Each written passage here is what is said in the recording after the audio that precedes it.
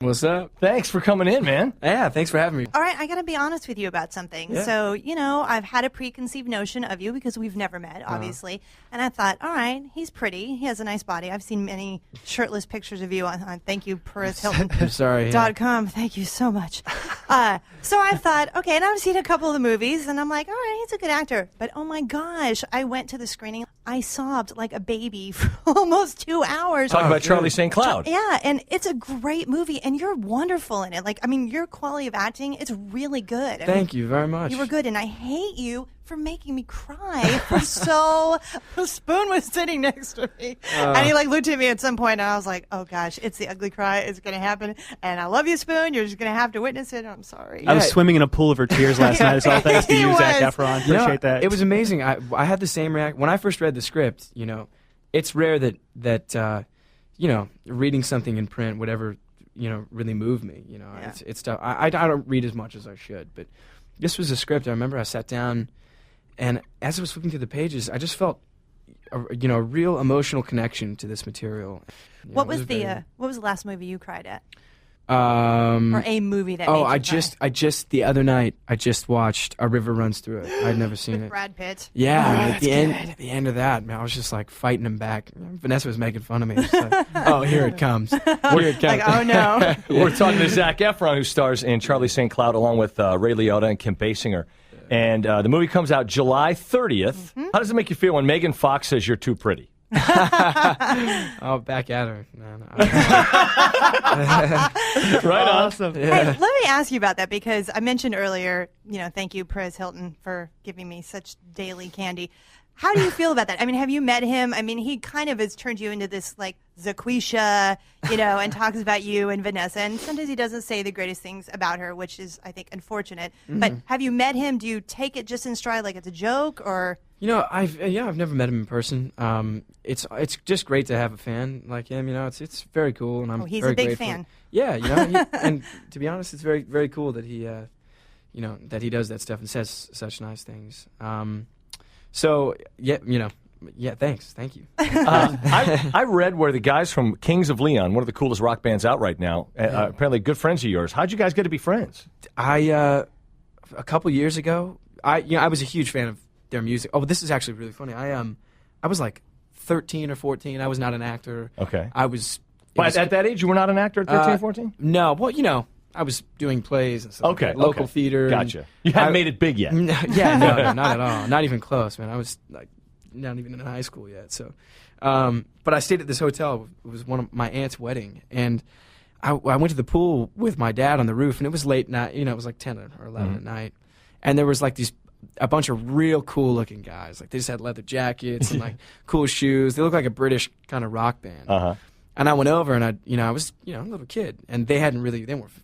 Yeah, they weren't made it either. Yeah, I think they had just had their first album come out. Uh-huh. So I was like, are you guys a band? I have to ask. And they were like, yeah, we're the Kings of Leon. Have you heard of us? And I was like, nope. And it cut to a couple years later, I'm flipping through a magazine and I read a real cool interview with these guys called the Kings of Leon, and I went to a show and I recognized Caleb, the singer, and I was like, holy cow, I know that guy. He's from the roof of that hotel.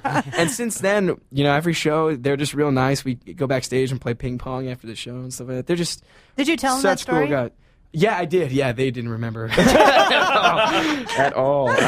But I wouldn't expect them to. So it was really fun. They're great guys. So you and Vanessa, you guys have been together 5 years, and I know in Hollywood you guys are so scrutinized all the time. And relationships in general are. Mm-hmm. What do you think is working for you guys that you're able to sustain what seems like a really good, healthy relationship?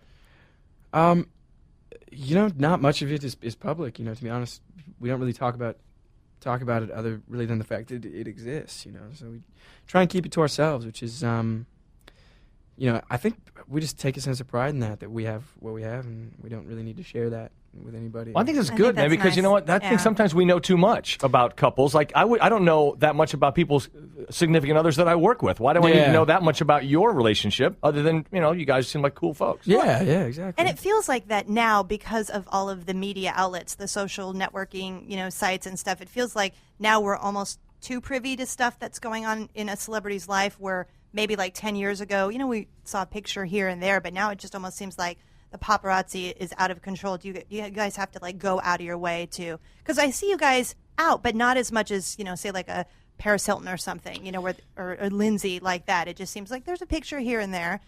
Yeah, well, I mean, when during High School Musical, when I was just coming into it like a couple years ago, 3-4 years ago, I didn't know how to handle it, and I had this sort of philosophy that was like, live your life, you keep doing what you do. Right. Who cares that they're taking pictures? You can't let that slow you down. So it was like this.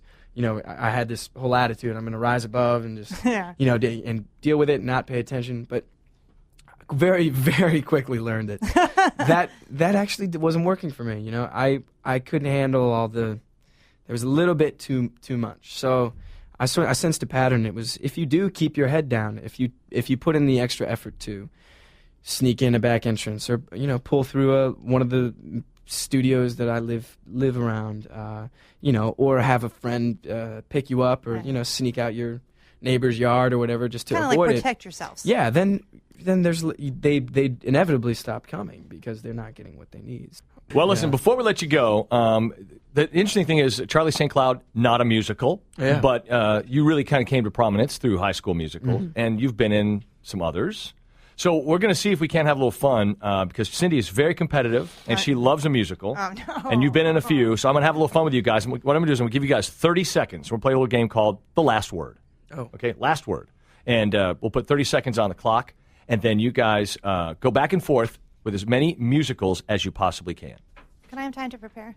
My mind's getting... Well, the person who mentions the last musical will be the winner at the end of the 30 seconds. Okay. So wait, who starts? Me or Zach? I think we should always let the guests start. All right. I guess you get to go first then, All pretty right. boy. Here's what we'll do. We'll put 30 seconds on the clock. Last word, whoever mentions, and you can't stumble like for more than like 2 seconds, okay? You got to back and forth, back and forth. You guys ready? Oh, you got to keep it moving. You're going down, pretty boy. Are you ready? All right, bring it on. And go. American in Paris. Singing in the Rain.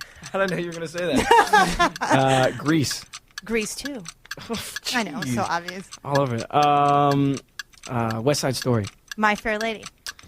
Now why am I the one delaying here? High School Musical. Oh, snap. Thoroughly Modern Millie. I just don't know what that is. My mom made me watch it when I was a kid. Geez, I'm not going to get the last word. Yeah!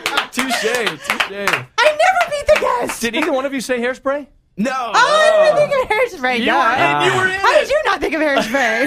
I have no idea. That was just I was looking at you, and you looked really happy. So You know what it is? He's like, I'm going to let her win. No, you know She what it has to beat Zac Efron. When you hear the clock ticking, it puts pressure on you. It stresses you out. Doesn't It's it? that sound. It's an auditory panic. You hear the clock. I hate that clock noise. Oh, it's awesome, the look on your face. You're like, High School Musical, what's up? Like, bam. Well, listen, the movie, again, is called Charlie St. Cloud, and stars Zac Efron, who's here with us today, also Ray Liotta, Kim Basinger, and Amanda Crew. And it's just a good movie. And it really good movie. Comes out July 30th. Yeah, So thanks for your time. Good luck. The movie's going to be huge. Man, thank you so much, Thanks, guys. Zach. Really great talking to you. Thank you. All right, cool. Yeah, man.